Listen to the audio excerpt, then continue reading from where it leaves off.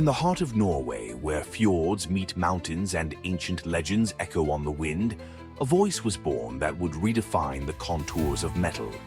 A voice capable of evoking both ethereal delicacy and untamable strength. This is the story of Liv Kristine Espenæs, from her first melodies in Stavanger to her consecration as a global icon of Gothic and Symphonic metal. A journey marked by triumphs, unexpected turns, and a relentless pursuit of artistic authenticity. Prepare to delve into the life and legacy of a true queen of metal.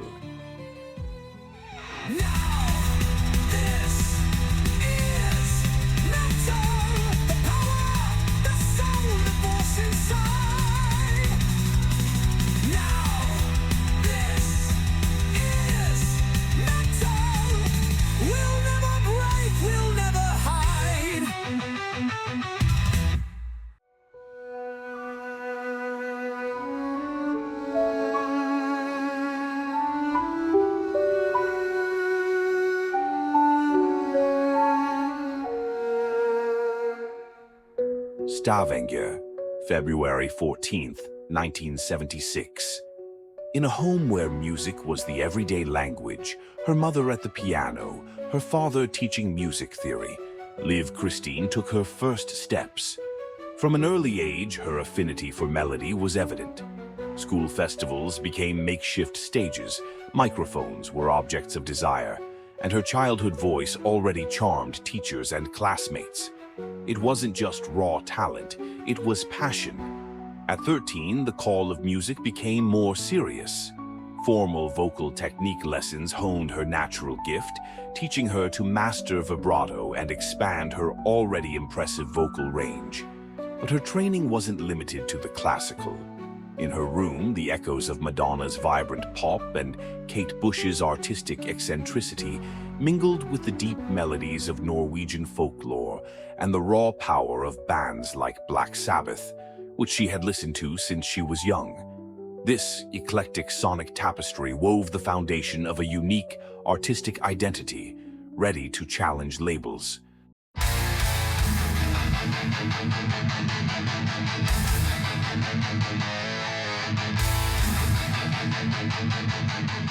The year was 1994. The underground metal scene was buzzing with new experiments. In Stavanger, a band called Theatre of Tragedy was seeking a unique sonic identity, blending heavy riffs, atmospheric keyboards, and dark lyrics. However, a crucial piece was missing, a voice to contrast with the deep growls of their vocalist, Raymond Rohonje. It was then that fate intervened. At 18, Liv Kristine, with her lyrical training and passion for rock, was invited to lend her voice to the band. What began as a guest appearance quickly became a perfect symbiosis.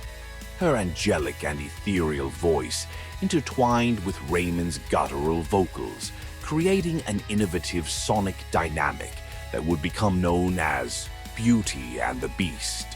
Tracks like A Hamlet for a Slothful Vassal from the self-titled 1995 album, and later Der Tanz der Schatten and Storm from the Velvet Darkness They Fear album, gained an unprecedented dramatic and emotional dimension.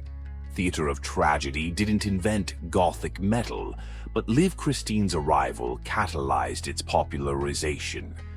The vocal contrast became a trademark, defining a subgenre and paving the way for a wave of bands that would follow in their footsteps, such as Tristania, The Sins of Thy Beloved, and later giants like Within Temptation and Epica. The impact was immediate and profound. With the release of Velvet Darkness They Fear in 1996, Theatre of Tragedy transcended Norwegian borders. The album, acclaimed by critics and embraced by fans, took the band to the stages of major European festivals. Songs like And When He Falleth, with its baroque harpsichord, and the melancholic A Rose for the Dead, solidified the band's unique sound. Liv, with her magnetic stage presence and unmistakable voice, was becoming the face of Gothic metal. The definitive consecration came with Aegis in 1998.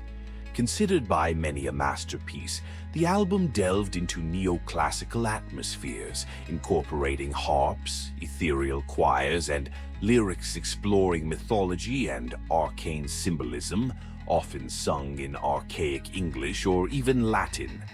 The production was cinematic, and Liv Kristine's voice shone like never before, more mature and expressive.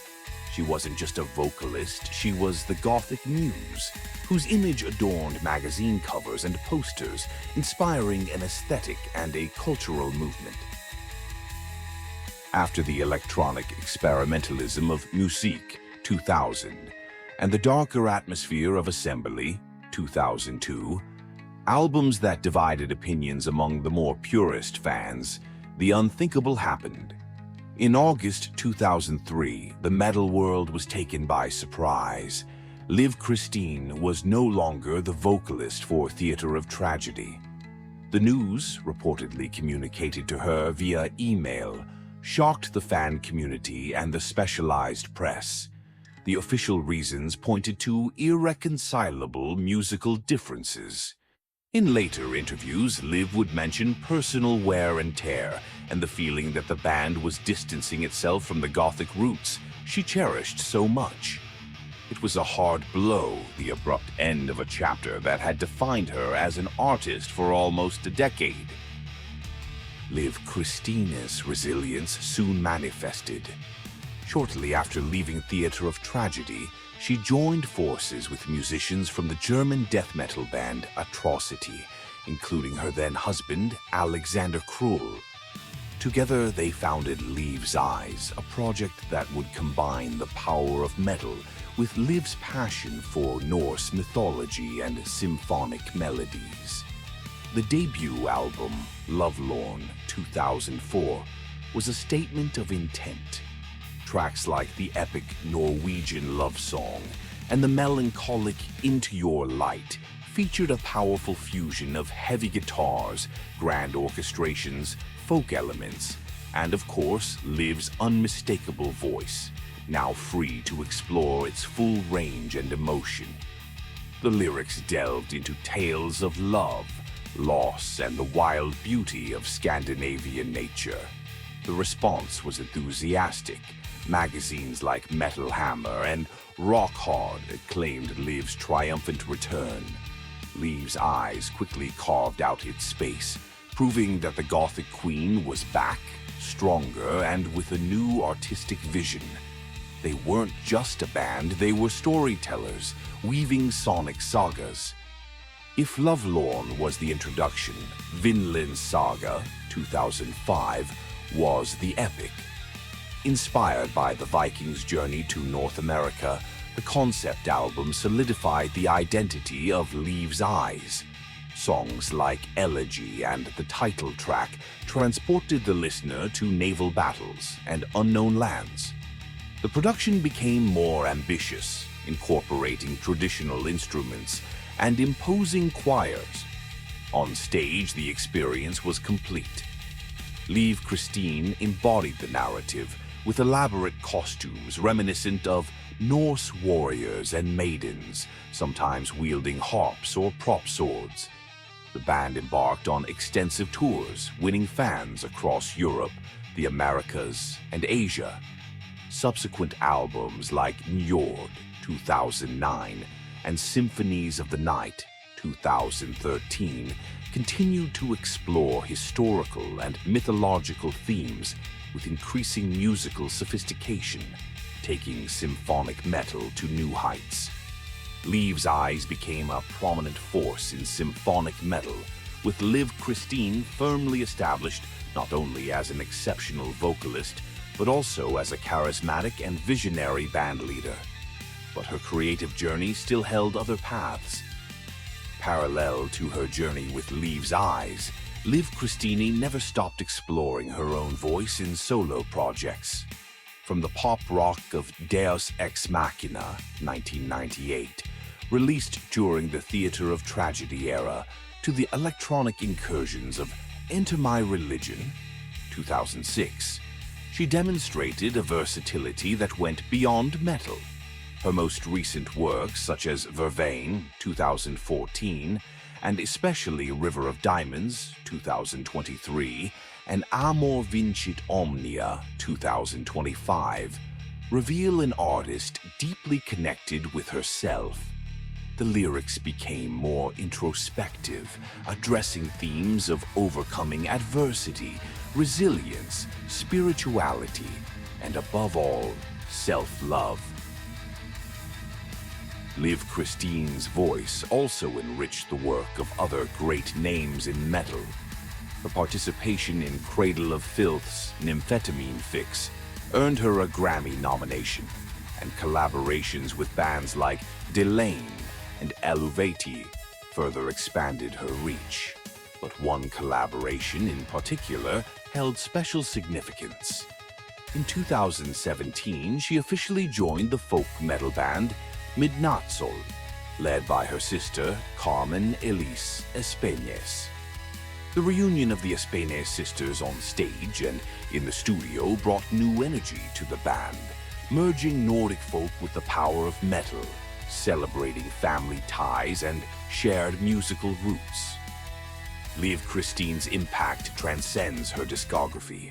Vocalists like Simone Simons of Epica and Sharon Den Adel of Within Temptation cite her as a fundamental influence.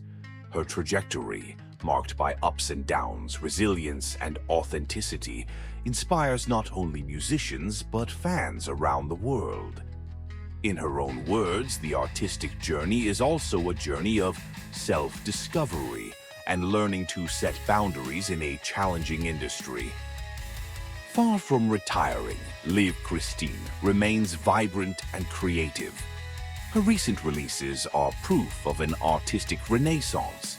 She maintains a close connection with her fans through social media, sharing behind-the-scenes moments, rehearsals, and glimpses of her life, always with a message of hope and strength. Her music continues to evolve, but the essence remains.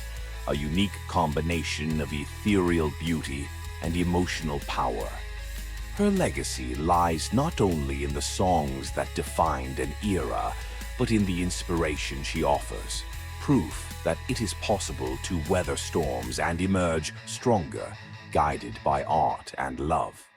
From Stavanger to the world, Liv Kristine Espenæs carved her name into the history of metal. A pioneer, a muse, a survivor, an artist who taught us that even in the deepest darkness, beauty can flourish, and that in the end, love conquers all.